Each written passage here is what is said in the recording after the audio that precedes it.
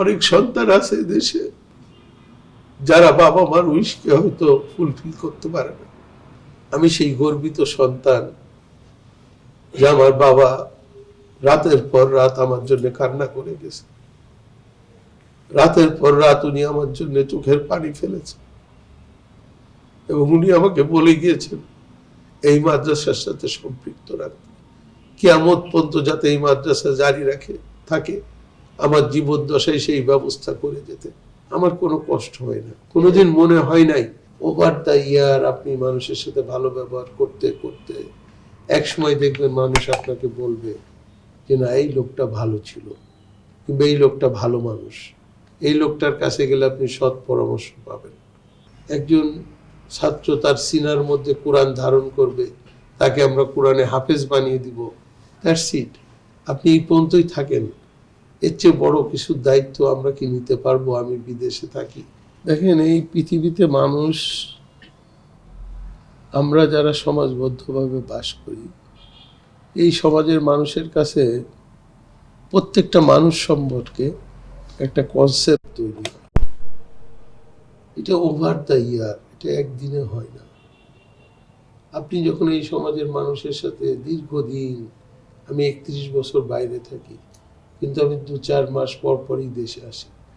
আমার বিচরণ সর্বক্ষেত্রে, একদম নিচের বাজার থেকে শুরু করে রিক্সাওয়ালা, ভ্যান চালক থেকে সবার সাথে, আবার উচ্চ পর্যায়ের সবার সাথে আমার যোগাযোগ। এতে হয় কি, আপনি যখন এই সমাজে ঘোরাফেরা করেন, এই সমাজের মানুষের সাথে মেশেন, তখন ওভারঅল আপনার সম্বন্ধে একটা কনসেপ্ট তৈরি হয় যে হাউ ইউ আর, আপনি কেমন মানুষ, আপনি কেমন বিহেভ করেন, মানুষ কাছ থেকে আপনাকে দেখে। এই ফোকাসটা আল্লাহ সুবহানাহু ওয়া তাআলার তরফ থেকে আসে। ওভার দ্য ইয়ার আপনি মানুষের সাথে ভালো ব্যবহার করতে করতে এক সময় দেখবেন মানুষ আপনাকে বলবে যে না এই লোকটা ভালো ছিল, কিংবা এই লোকটা ভালো মানুষ, এই লোকটার কাছে গেলে আপনি সৎ পরামর্শ পাবেন। এই ধরনের একটা কনসেপ্ট মানুষের মধ্যে তৈরি হয়ে যায়। আমি যখন বাইরে গেলাম, ইনকাম করা শিখলাম, ব্যবসা শুরু করলাম, আমার পিতা তখন আমাকে প্রথম বলে বিদেশে যাওয়ার পর পরই যে আমার একটা স্বপ্ন, উনি সরকারি কর্মকর্তা ছিলেন, যে আমি কিছু মানুষকে কোরআনের শিক্ষা দিতে চাই। খুব ছোট্ট করে উনি 8 জন ছাত্র নিয়ে এটা শুরু করে। উনি আমার সাথে পরামর্শ করার পরে আমি ওনাকে বলি যে গো হেড, আপনি শুরু করেন। উনি শুরু করে ছোট্ট একটা 8 জন ছাত্র। পরে উনি মাত্র একটা 20 ফিট বাই 20 ফিট একটা টিনের ঘর করে দিতে বলে, যেটাতে উনি ওনাদেরকে রাখে, এবং একজন মাত্র শিক্ষক দিয়ে উনি কোরআন শিক্ষা শুরু করলেন, একদম সেই নুরানি থেকে, আলিফ বা তাসা থেকে। সেইখান থেকে আস্তে আস্তে এটা একটা হাফেজ ওখান থেকে বাইরে হওয়া শুরু হলো। তারপর উনি আর একটু বড় একটা বিল্ডিং করলেন। এই শুরুটা তো এমনই মানুষের জীবনে। তো আমি যা কিছু করেছি আল্লাহর রাস্তায়, যা কিছু করতে চাই সবই আমার আব্বার জন্য। উনি আমাকে এই দায়িত্বটা দিয়েছেন, এবং এই মাদ্রাসাকে উনি খুব স্বপ্ন দেখতেন যে একদিন দাওরা হাদিস হবে। দাওরা হাদিস মানে মাস্টার্স। তা আমি হাসতাম আর আমার আব্বাকে বলতাম যে আব্বা, দাওরা হাদিস তো অনেক বড় বিষয়। একজন ছাত্র তার সিনার মধ্যে কোরআন ধারণ করবে, তাকে আমরা কোরআনে হাফেজ বানিয়ে দিব, দ্যাটস ইট। আপনি এই পর্যন্তই থাকেন, এর চেয়ে বড় কিছু দায়িত্ব আমরা কি নিতে পারবো? আমি বিদেশে থাকি। তখন উনি একবার হাসতে হাসতে বললেন, উনি তাবলিগ করতো, মাথায় পাগড়ি পরতো সবসময়, অনেক বড় দাড়ি ছিল। উনি আমার গায়ে হাত দিয়ে একদিন মাদ্রাসায় দাঁড়িয়ে বললেন যে শোনা, এটা তো তোমার ইচ্ছায় হবে না, যা কিছু হবে উপর আল্লাহ ঠিক করবে। উনি যদি কবুল করে নেয় এই মাদ্রাসাকে দাওরা হাদিস হিসেবে, তুমি শুধু নিয়ত করো, তুমি এইটার সাথে লেগে থাকো। আমার রক্ত যাদের শরীরে আছে, আমার আওলাদরা, তারা এই মাদ্রাসা চালাবে। তুমি যদি 3 বেলা খেয়ে থাকো, তাহলে তোমার সন্তান যদি 3 বেলা খাবার পায়, এই মাদ্রাসা মনে করবা তোমার সন্তান, তারাও 3 বেলা খাবার পাবে, তারাও এই মাদ্রাসায় পড়াশোনা করবে।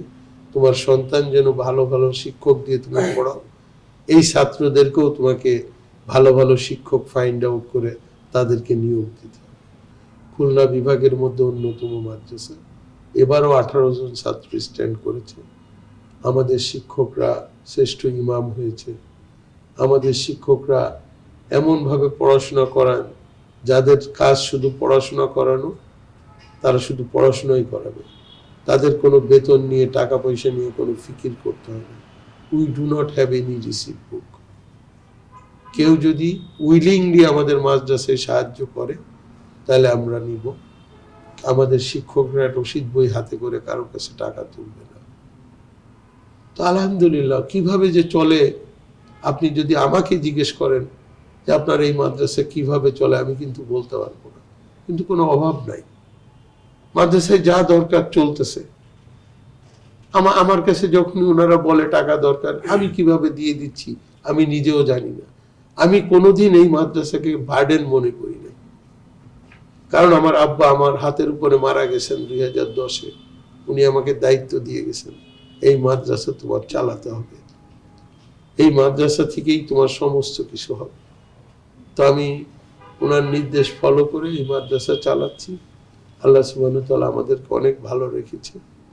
আমার কোনো কষ্ট হয় না, কোনোদিন মনে হয় নাই যে মাদ্রাসার ছাত্রদের খাওয়া, শিক্ষকদের বেতন, প্রত্যেক মাসে 12-13 লক্ষ টাকা আমাদের খরচ হয়, 14 লক্ষ টাকা খরচ হয়। কিছু ছাত্রের গার্জেন অল্প কিছু সাহায্য করে যাদের অবস্থা ভালো, আর কিছু একদম ফ্রি, আর কিছু সামান্য সাহায্য করে। তো ওখান থেকে কিছু টাকা আসে, আর বাকি টাকা হোটেলে যায়, ইনকাম হয়, এখান থেকে কিছু যায়, আর বাকিটা এখনো আমাকে কিছু ভর্তুকি দিতে হয়। বাট কত যে দিতে হয় এটা আমাকে জিজ্ঞেস করলে আমি বলতে পারবো না। বাট কোনো সমস্যা হচ্ছে না, চলে যাচ্ছে।